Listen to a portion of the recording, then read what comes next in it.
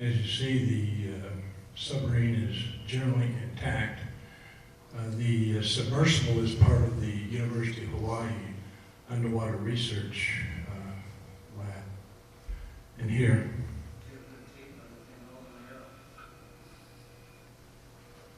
oh yeah, that's you can see the whole. Did you see this before? no, I hadn't. I hadn't seen it before. As you see, the day on this was done on August 8th of '05, when the first discovery of it. Oh, yeah.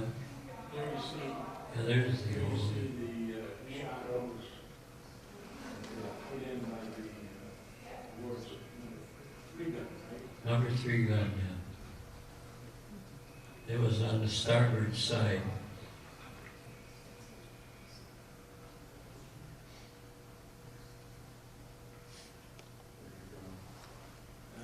Ron, I think the bodies of the 2 Japanese are still inside. Yes, they are. They're, it's like a funeral place now, a burial site, and they're trying to keep people from diving on here and disturbing it because they want it to be like a grave site. They want to respect that.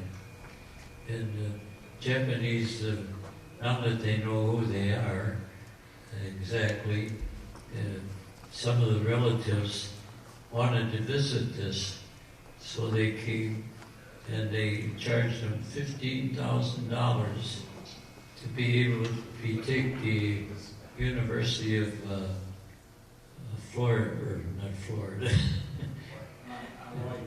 Hawaii, and they went down, and it takes 4 hours to get down to that location. It's so deep, and I think it's about 1,500 feet. yeah, I think so. It's quite deep, and they can't. There's none. They can't do anything with it. They just go down and look at it. It takes 4 hours to get down there, and get 4 hours to get back. It's so slow. But the thing that the college there at Hawaii has equipment, and they, in fact, is for that equipment that goes down to look, it was accidentally discovered by that equipment, and they were finding that because it took until about 1952 before they discovered it. They were looking for it for a long time. And they spent a lot of money looking for it, and they finally found it. What are some of the other vessels that are sunk in the area? Are you familiar with that? Well, I don't know of any Japanese. Well, Japanese lost a midget submarine inside of the harbor, got rammed by a ready destroyer, and they gave them, the Japanese, they gave them a military funeral, so out of respect for military works. Yeah. Yeah, the first shot was, our captain was only captain on our ship, and we were patrolling out there in this, there's this 2 square mile area, restricted area. People can't go in there to fish, and our ships go in and out, have to come in, and our submarines have to come in on surface, and we just kind of escort them, make sure what's going on there. And our captain on the ship was only captain 1 day before he had the opportunity to fire on this submarine that we caught up on the surface. We can't understand why that midget submarine was on the surface, except he was trying to follow one of our other ships going into the harbor. And they have these midget submarines because they know that the harbor is so shallow that he couldn't get into a regular submarine. So they wait for one of our ships to either come in or go out, and then they'd sneak in with them. And that was sneaking through the submarine, right? Yeah, right. Yeah, well, they have to, there's a subnet there. It's really not a subnet, it's anti-torpedo net, but it works like a subnet too. You have to open it up. It takes 45 minutes to open it and stuff. So when a ship goes through there, it has to go through very slowly. And Japanese had these 5 submarines that they tried to sneak in there. Well, 2 of them got in there. And they get in that way.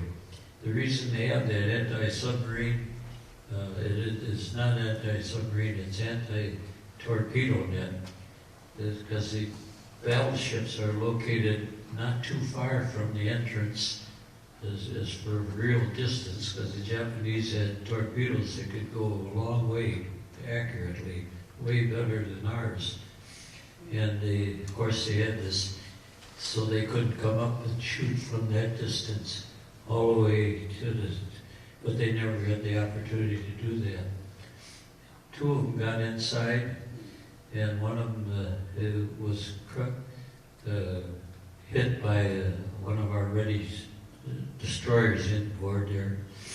And the other one, we found out later on, had gotten in and had gone over near our ammunition dump. And after it had sunk, after it fired its 2 torpedoes in the battleship Oklahoma, and then they just went down and laid on the bottom because it's only 45, 50 feet deep, and we never knew what happened to them. We didn't know what happened to them. Then they discovered one time there was a big disaster in Hawaii where the ammunition dump, it actually blew up by accident. Then what our ammunition handlers made a mistake and dropped something and it set off the whole thing. It sunk a bunch of our LSTs. I think 7 of them were sunk. We lost 100 and some people on shore and other people on the LSTs. And so later on, and they didn't say anything about that. That was never made public. And that was after Pearl Harbor's a couple of years. And so they were going to clean that up, get rid of all those LSTs that were sunk in there. And as they're lifting all that wreckage up, they bring this other wreckage up, and it happens to be the Japanese submarine. That's how they discovered what happened to that. They had been looking for it for years. Let me just add this. These 2-man submarines, they had 2 torpedoes in them. Is that correct? That's correct. Right in the bow. They're right in the very front of it. The 2, or one right on top of the other. And they were 2 men, crew, an officer, and a enlisted man. And they were about 80 feet long, and they were just a long hollow tube. So when we punched a hole in it with our 4-inch gun, it just let, when they went down to when they started to sink after we had killed the 2 men in there, it started to go down. And then of course the sea went right in through that little hole and it filled it all up, and it was going down in a circular motion. So we didn't know. It didn't sink right where we hit it or we shot it. It just continued going down and in that depth, making a circle and wound up in an unknown location. And they looked for it for years. And the University of Hawaii discovered it accidentally when they're under water. When the submarine was sighted, you were already at general quarters, is that correct? Yeah, that's right. Because one of our ships that came out to do some mine sweeping, they were going to mine sweep the area. They did that every morning to make sure our ships wouldn't get hit by these floating mines. But we were kind of unhappy to find out that we were out there patrolling all week long, find out there could possibly be mines in there. Made us a little nervous. But they didn't find any mines. They didn't find any. But they noticed the periscope in the water about 2 o'clock, or about 4 o'clock in the morning, yeah. And they called us because we were on patrol out there anyway for all week. What kind of patrol were you doing? Just back and forth in front of the channel? Just keeping people out of there and escorting our own ships in and out for the. It's a 2 miles restricted area. And what had happened is, after we had fired at the enemy submarine, we noticed there was a Japanese, local Japanese fishing boat in that area. Now the local people know they're not supposed to be in there, and we checked our log and noticed that we had chased them out of there once before. So we were wondering what's going on. What are they doing out there? Well, we didn't realize we were going to go over and chase them out. When we went out to chase them out, they took off, tried to run away from us, and we followed them, caught up to them, and we put 2 shots over their bow, and they flashed up a white surrender flag. So our captain was wondering, well, what are they surrendering? Who are they anyway? And then we found out that we couldn't talk to them and find out anything because they only spoke Japanese to us. And about that time, there was another one of our boats that went around the island checking to make sure you can't just land on an island in Hawaii without permission. And so they were just completing their circuit, and we wired them and told them to come over and arrest these people. And they arrested them, took them under arrest in Honolulu. And we didn't know what happened to them. We never found out. But we thought later on they were there helping the Japanese midget submarines. Because what had happened, there were 26 Japanese submarines, full-size submarines, about 10 miles out, and they launched these 5 submarines. And we didn't know they were out there. And of course, they were just waiting out there in case anybody escaped the bombing, that then they would be able to torpedo them. This all figured out after the war. And they didn't try to sink us because we weren't a worthy enough target.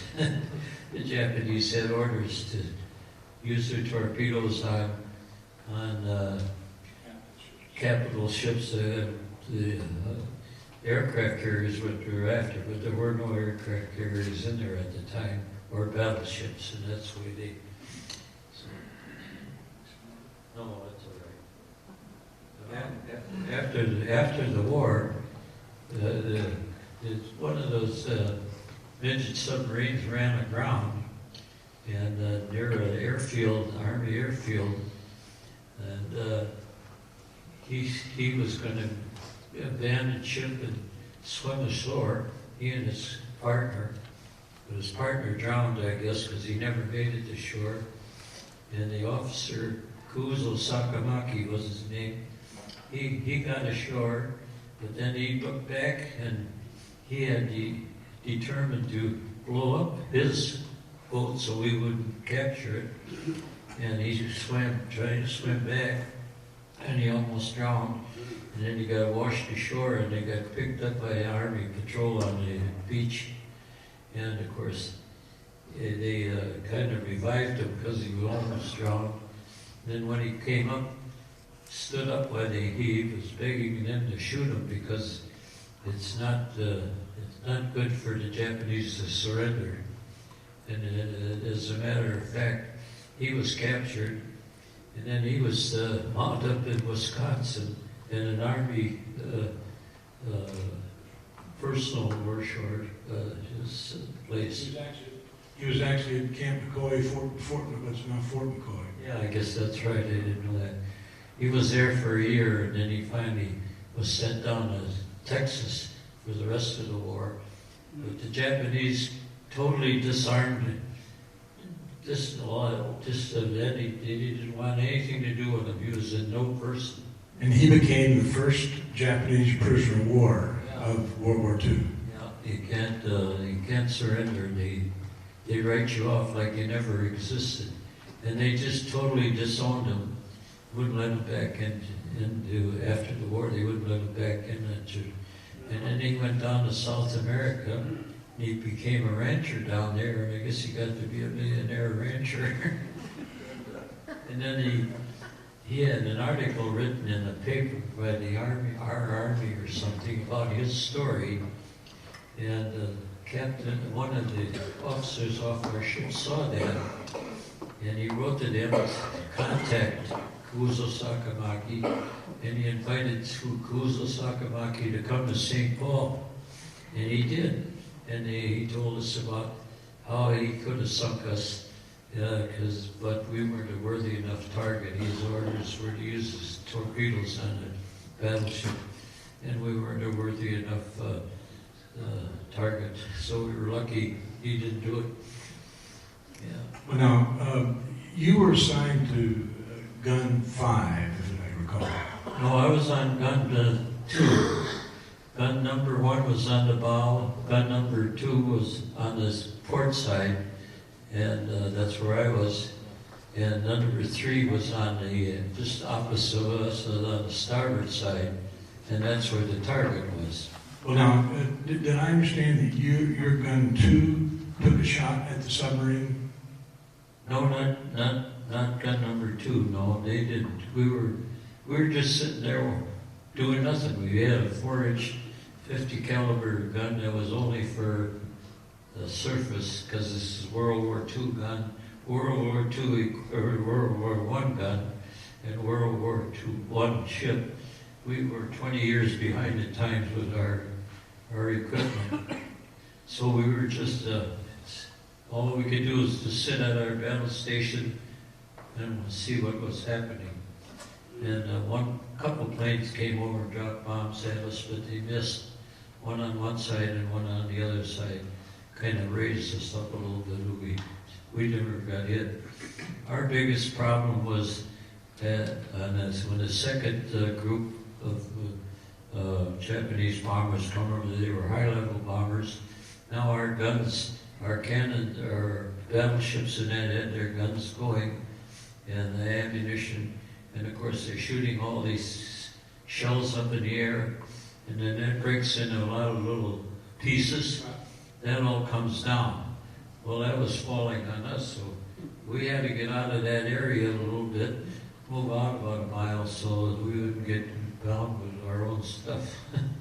What kind of planes dropped bombs on the submarine? Was it PBYs? There were.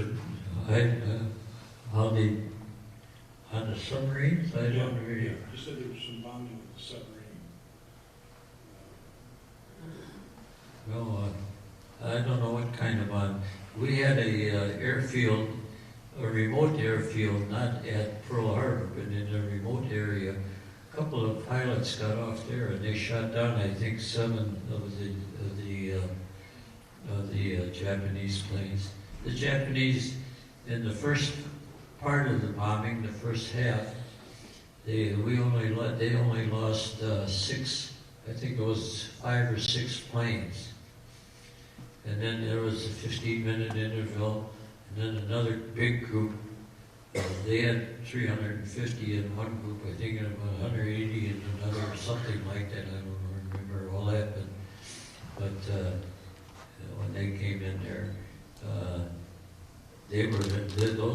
they had high-level bombers in there and strafing, and some of our pilots from the remote airfield shot down 7 of them, And they lost 28 planes in the second attack because we now were shooting back at them. So that's what happened.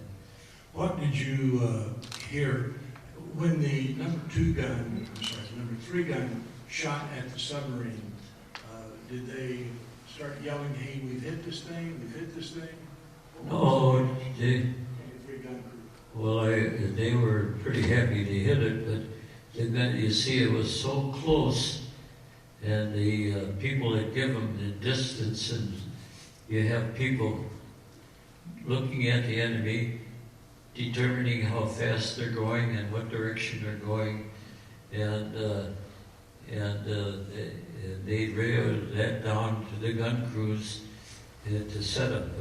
The enemy ships were only about 150, 200 feet away, and we only figured that rangefinders are only good for 600 yards, 6,000 yards. They expect enemy to be way out there somewhere. This one was so close, we couldn't use any kind of setting. So they just had to sight down the barrel and barrel sight and just pull the trigger because it was about from here to the end of the auditorium away. It was getting ready for probably to crash right into us. But we moved away, and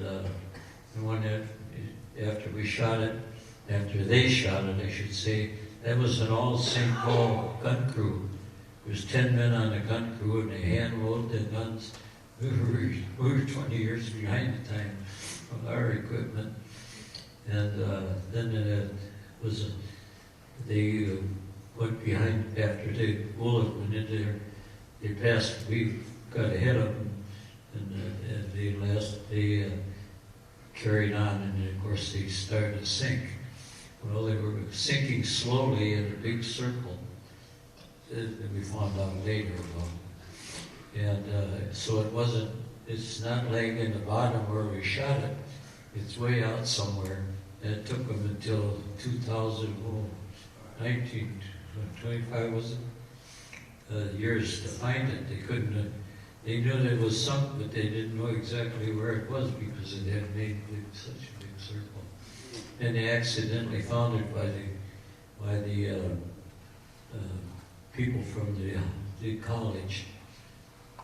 So those people were quite terrific. Yeah.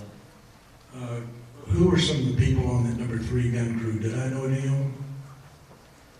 Gosh, the gun crew, and that gun crew is listed. All their names are on the gun, and the gun is here in St. Paul, of course, down by the. Well, last time I saw it was down by the Capitol. They were talking about moving it, and they're all on there. They're all from St. Paul, and I know them all, but I can't remember all. I've had an accident where I got hit in the head, and it affected my ability to read. And I had to learn how to read all over again. You're doing pretty good, buddy. Yeah, well.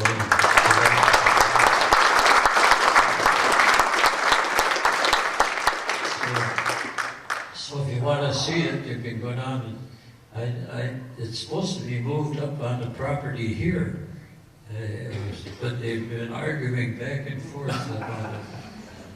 Well, I will tell you, I actually drove by it this morning, and it's where it was when you spoke of it. Still down by the Veterans Building, yeah. That's a good spot for it, really. And I would bring to your attention of those in the audience, as you come into the 3M auditorium, there is a model that the Ward Association had built, and take a look at that as you come in. And opposite that is an exhibit that Doug Becky put together from the Minnesota Military Museum of many artifacts from the attack on Pearl Harbor, and they're described. So, you know, I actually wasn't supposed to do this interview with you. You did. It surprises me about things, just like the attack on Hawaii. It was a big surprise. Actually, I stepped in for Doug Becky. Doug, why don't you come down and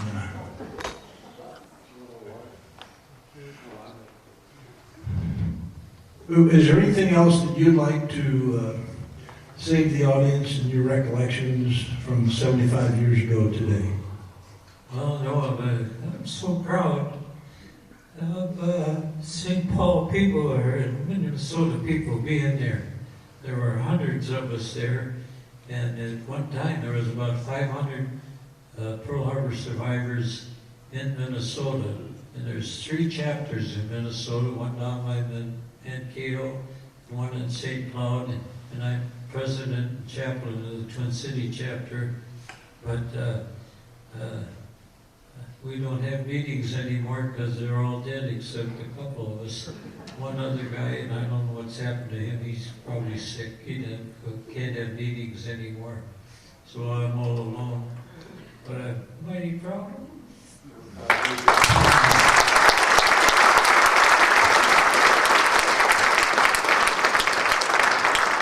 Are there any questions from anybody in the audience?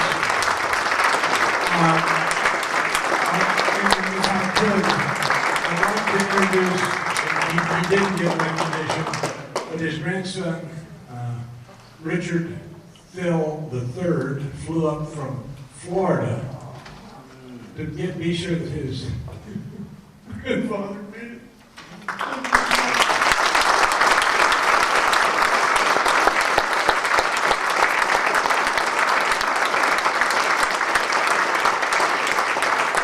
Any questions from anybody? Have I missed something? Anybody? Well, listen, I'd like to make a comment. When I was only 16 or how old was I? 15 when I joined the reserve. Because then I joined the reserve, and I have to tell you a story about it. I wanted a cap like this. was that going to be to attract the girls? Oh, of course. And that was just to wear around the neighborhood and really cool, you know. But, and my father worked for the Northern States Power Company, and he told me he had a fellow there that was an officer for the Naval Reserve. And I asked him, could he get me a cap like this? The officer said, well, no, I can't do that. But if you're 16 years old, you get the whole uniform. What a way to trap you in on that. Where did you drill as a Naval Reserve unit? Oh, there's a building underneath the Wabasha Street Bridge. It belongs to the University of Minnesota, and they keep their boats there, the row on the river, you know, those long boats. And we had the second floor there, the 27th and 28th Division Naval Reserves drilled up on the second floor. I think I got the numbers right, I'm not sure. But that's where we drilled. And when I joined, my dad told him I was 17. He wanted to get rid of me too, I guess.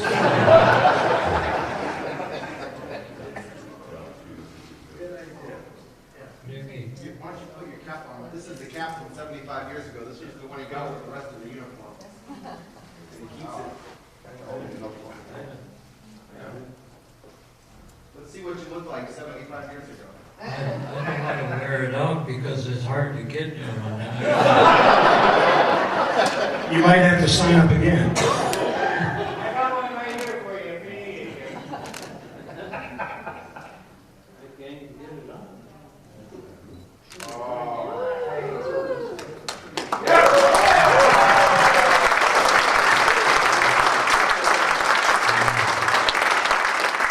I was happy to get it, but I had to, you know, when you get the uniform, you have to stencil your name on every piece of the uniform.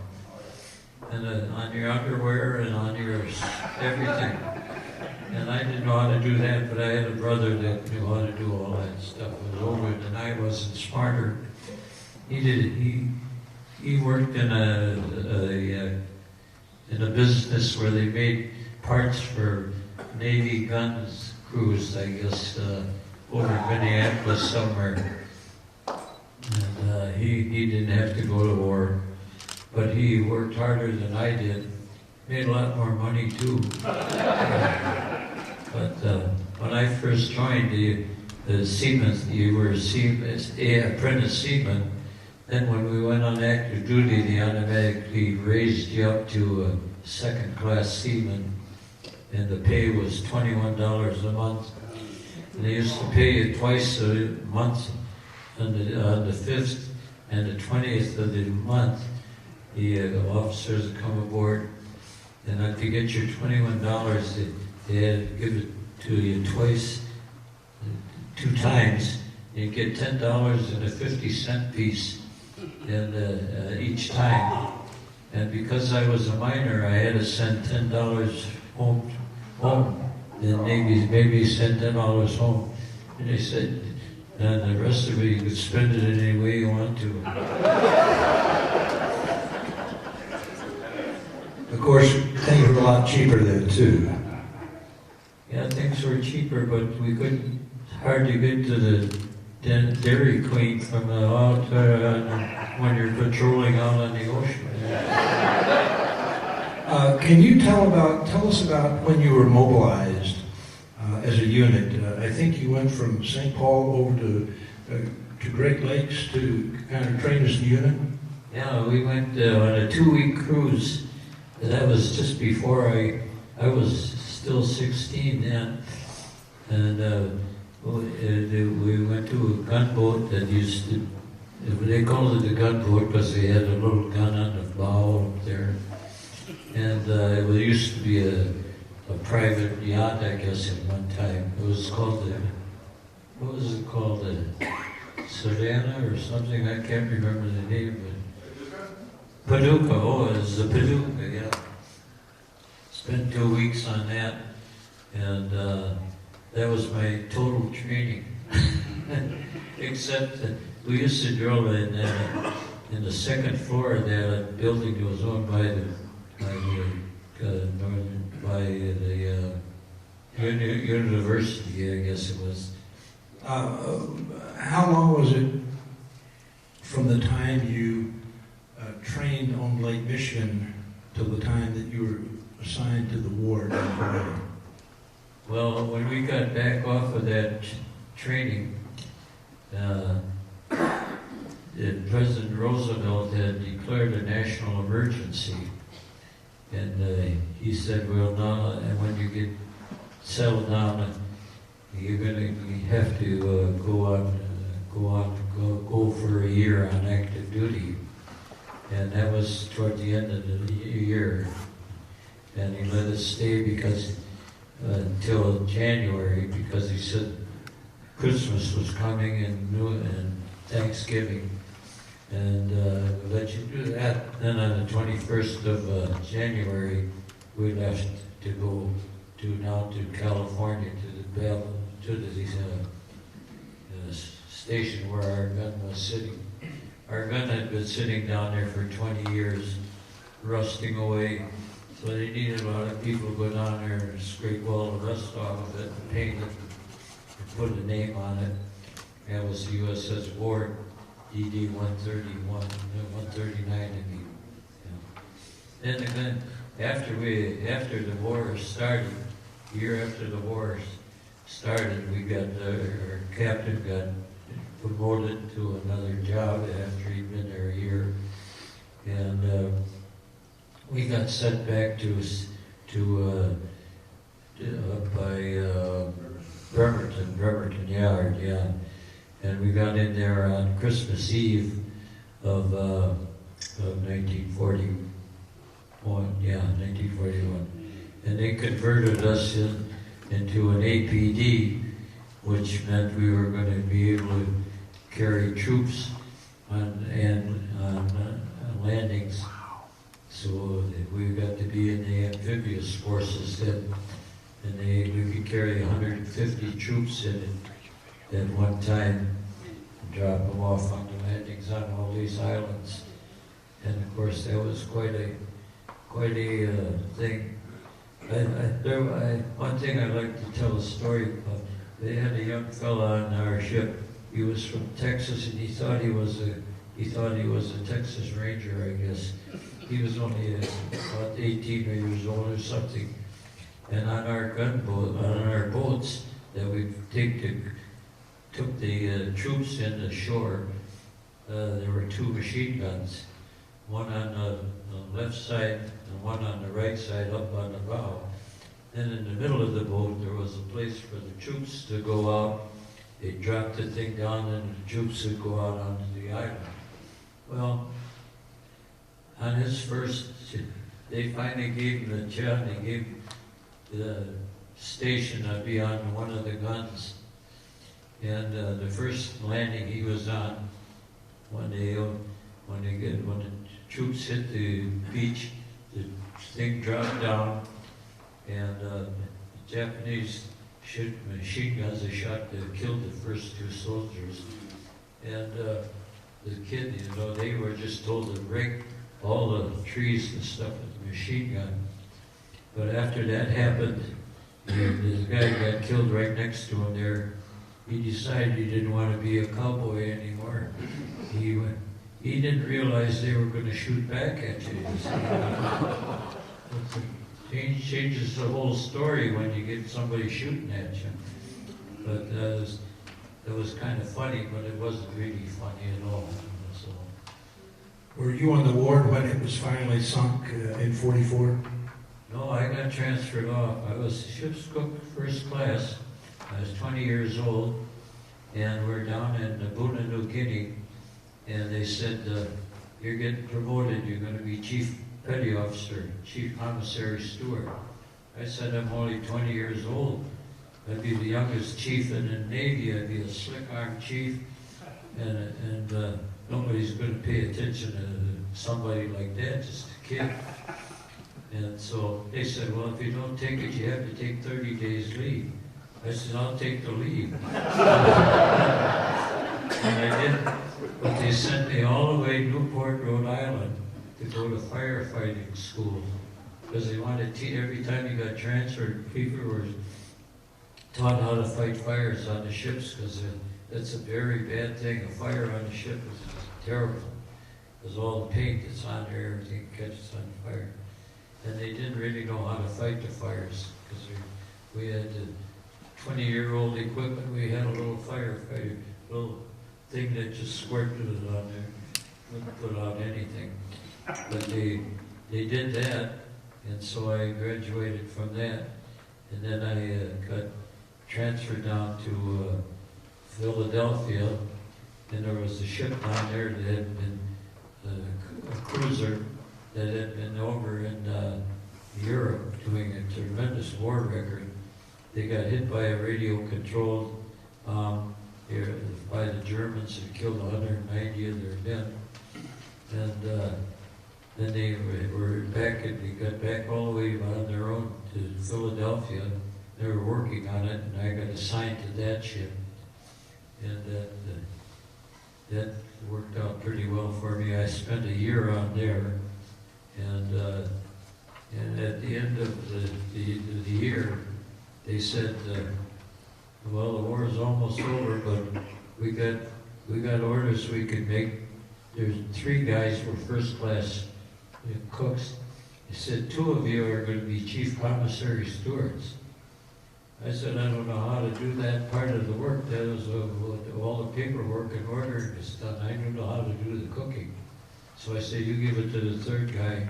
And he sent me to the school down in Florida, because I wanted to get some shore duty. And I was down there. So I could have been chief twice. And I was only 20 years old, and I got to be 21 when I was on Savannah. And then I went to Florida, and they sent me to chief commissary steward school. And then the war ended before I got out of the school, and then they sent me home, and I never got to be chief. And that was twice they were going to give it to me. So that's the fortunes of war. They should have started the war over again. I'd have made chief for sure. When you came back to Minnesota, as I recall, you worked for NSP. Is that right? Yeah. I worked for NSB? I went to St. John's University up north there on the GI Bill. That was a good deal. For $65 a month that they gave me, I'd give them $60, and I could keep $5 to spend any way I wanted to with the month. And I was up there 2 years, but I had missed high school, a year and a half of high school, because I had to leave high school to go on active duty. And what happened is I was very poor in mathematics, and I told them, I think I'm just wasting my time here. I'm going to leave, give it to somebody else. And then I went down and I worked for Northern States Power Company, and I got a job there. My dad worked there, and I worked there. And I worked for them for 40 years, and I used to do high voltage safety demonstrations at schools and things for them. And out at the state fair, we had a thing where we demonstrate things about telling kids not to fly kites near power lines and don't climb trees near power lines. But the trouble was, I was on a 2-year what do you call it, studying on it, to be a and I was asked to go down someplace to do some work, and they said, well, now you're gonna go up these poles because they're changing the voltage from 4,000 to 12,000. So they had transformers up there that were connected, and I had to go up and disconnect the old ones and connect the new ones on about 9 poles. In those days, we had hooks on our feet where we had to climb into the wood. And I finished those 8 poles, and they said, well, first of all, you don't have to wear rubber gloves because the line is dead, and you make the changes up there. Well, I went up there, and it was fine. I did those 8 poles. Then I came down, and they sent me, we'd say, 1 more pole over in this other location. And I went up there, and I found out the hard way that the line was not dead over there. And what it did is I got electrocuted. It burned my thumb and index finger off.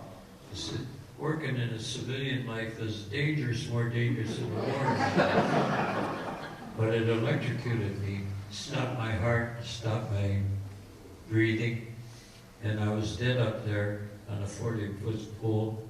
And my partner came up with his gloves on. He gave me artificial resuscitation up there, and he revived me, and he got the Edison life-saving medal for saving my life. And then I worked for the power company. I was in the hospital for 4.5 months. It took a whole year to heal up the burn on my leg. And so that worked out pretty good. I got a nice job working in the office, a white-collar worker. And I worked for 40 years. And how old are you now? How old? Oh man, I'm up. See, I have to stop and think. I can't believe it's 93. 93, I think. Is that right?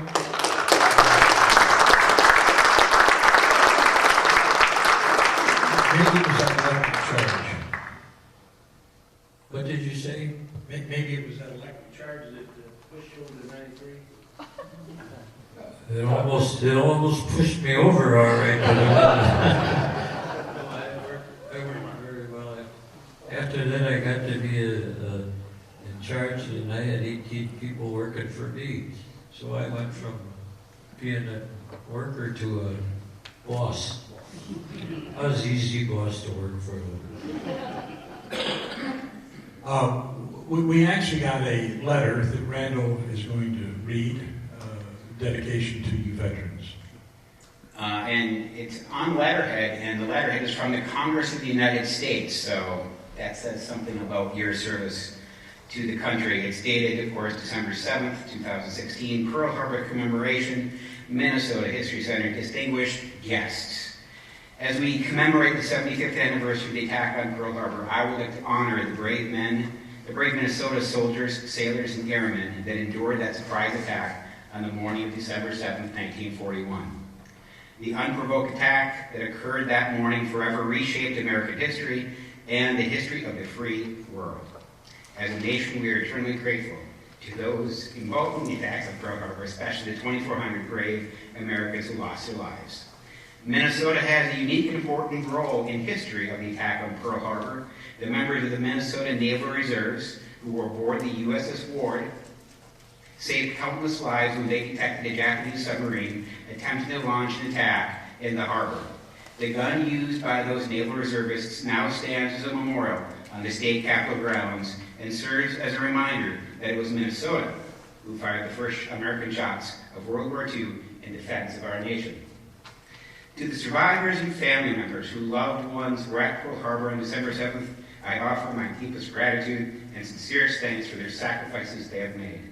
For the families of the 2,400 Americans who lost their lives, our nation will never forget the ultimate sacrifice they made that day. The example set by the brave men and women on that day will forever remind the world that America will always rise to the challenge and will always stand on the side of freedom. Warmest regards, Eric Paulson, Member of Congress.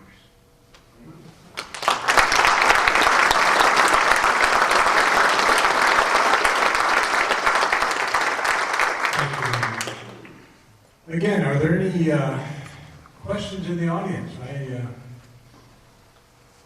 Yes, ma'am. It's more of a comment. Here, let me bring this over to you.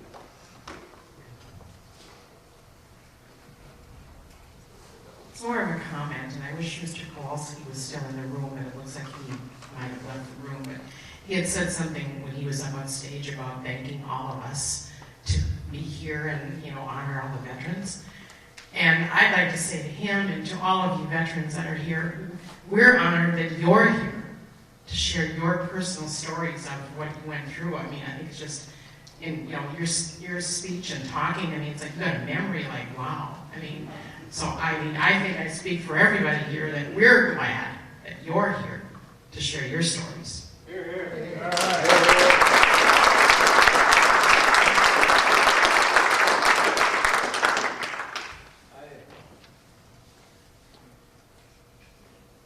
I spoke in the high school one time, and they asked for a lot of questions, so I asked them. I asked for some questions, and they said, "Did you ever get a tattoo?" And I said, "Well, I'll tell you one thing. When I got called on active duty, my mother said, 'Richard, I don't want you to get a tattoo. Your dad had one, and I didn't like it.' I said, 'Don't worry about it. I'm afraid of the needle. I wouldn't get one if I had to.'" She was happy, and I was happy. So. But your comments are echoed by everyone in this room and many people in our nation, so yes. Well, listen, let's end up now. We'll keep him up here if any of you would like to come down and express your personal gratitude to Dick. And again, Dick, thank you so much for being here. Again, your presence is important to all of us. Thanks very much.